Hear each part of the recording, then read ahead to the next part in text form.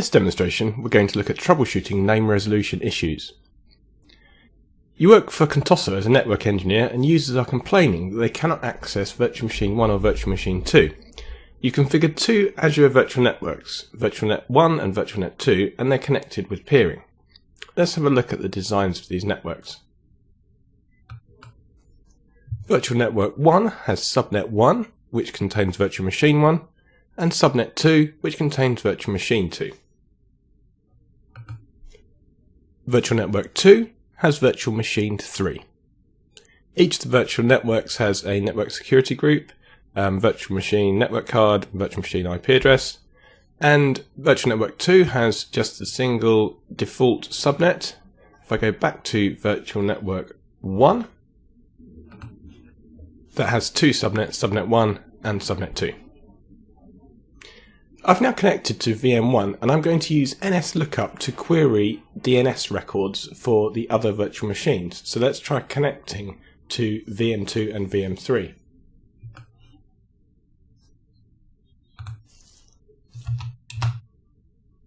So we have success connecting to VM2 from VM1, and let's try VM3.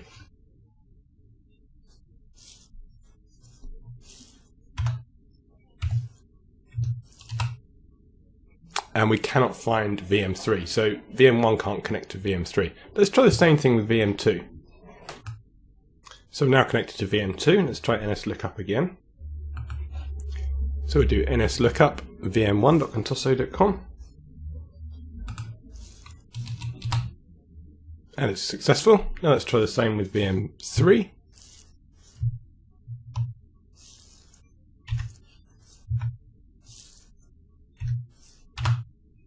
Unsuccessful again. So VM1 and VM2 can't connect to VM3 but can connect to each other. Let's try VM3 to see what happens in the other way around.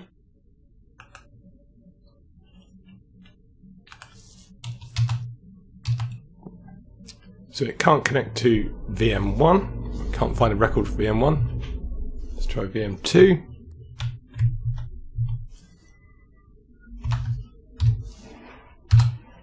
Can't find a record for VM2. Let's actually try itself. Can VM3 find its own record?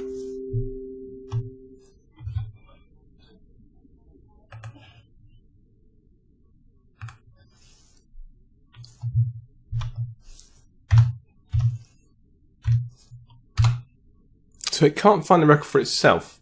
If we tried that VM1 and VM2, they can find themselves if we tried that one, but VM3 actually can't find any of the VMs, VM1, 2, or itself, VM3.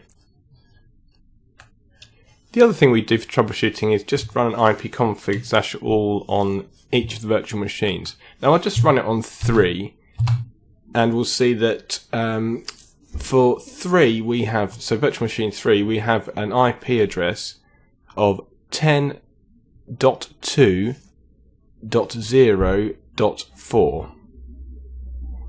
So if we have a look here, 10.2.0.4, the IPv4 address.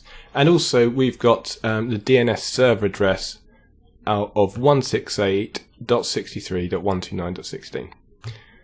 Now, if we run that on the other ones, we'd find VM1 has an IP address of 10.1.1.4, VM2 10.1.2.4, and all of the DNS server addresses are 168.63.129.16.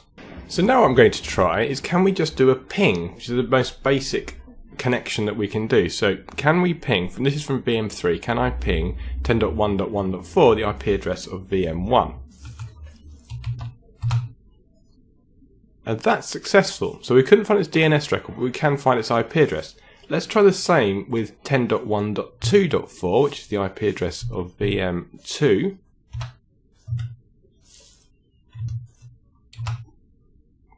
And again, we can ping that. So we can make a connection from VM3 into the other ones.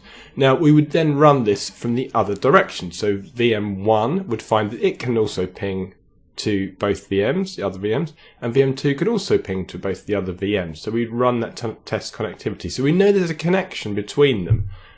So they can connect to each other, but they're not finding the DNS addresses.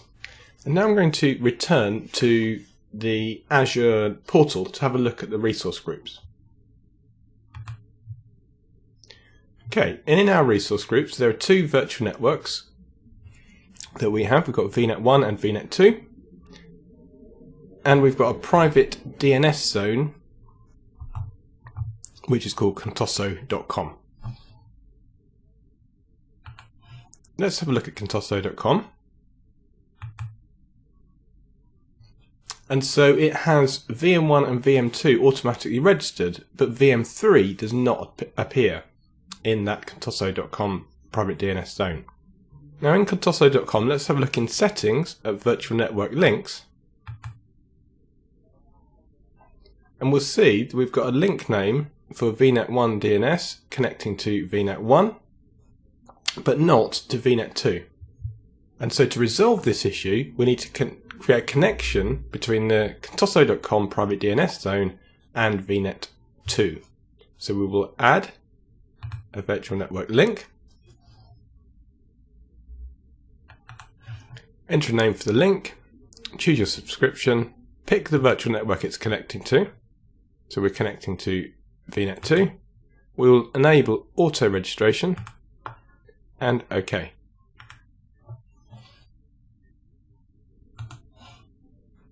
Okay, the virtual network link successfully created. Let's go to the overview and we can see VM1 and VM2 listed in there. We might need to wait for a little while to see VM3 and also refresh. And there we go. Once we refresh, we now see VM1, VM2, VM3. So it should be resolved, but let's check with nslookup again and see if we've got a resolution. So I'm now in VM1. So let's do nslookup in here for VM2. This worked correctly before. Let's try nslookup for VM3, which wasn't working. Now it works. Let's try the same thing from VM3.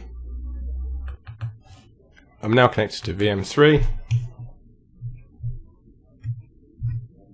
So let's try nslookup for VM1. Remember, none of them are working 1, 2, or 3, so NS1 works. Sorry, VM1 works for nslookup. VM2 works, and I'm assuming we'll be able to connect to itself. Yeah, that also works. So we've resolved our name resolution issues in the Azure portal.